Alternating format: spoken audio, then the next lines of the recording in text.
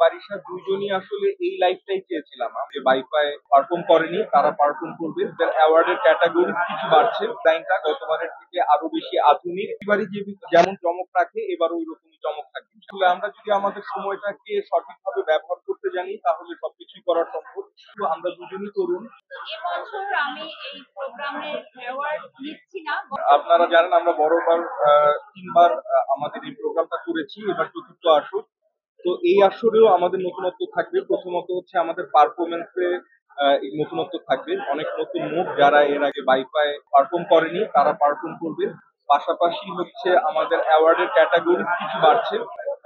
যেমন ভোটিং সিস্টেমে আমাদের গতবার একটা প্রবলেম হয়েছিল যে আমাদের ওয়েবসাইট ডাউন হয়ে গিয়েছিল, আমাদের ওয়েবসাইট সেই ক্যাপাসিটিটা নিতে পারে না। এবার আমাদের ওয়েবসাইটটাকে অনেক বড় করে সাজানো হয়েছে। দ্বিতীয়ত হচ্ছে যে আমাদের এইবারের যে প্রোগ্রাম ডিজাইনটা গতবারের থেকে আরো বেশি আধুনিক, এবং এইবার আমরা এআই এর ব্যবহার করছি একটা বিশেষ সেগমেন্টে।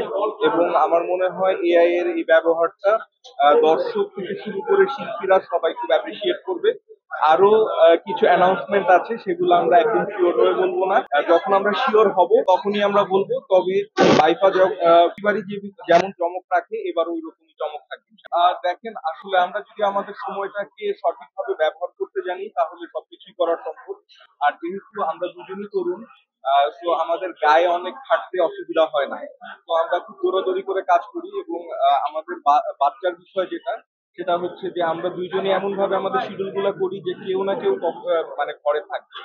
যদি ওর সকালে কাজ থাকে তাহলে আমি সকালের দিকে বের হই না, আর যদি আমার সকালে কাজ থাকে তাহলে ওর সকালে বের হয় না। এভাবেই আসলে আমরা আমাদের ফ্যামিলিকে ম্যানেজ করি।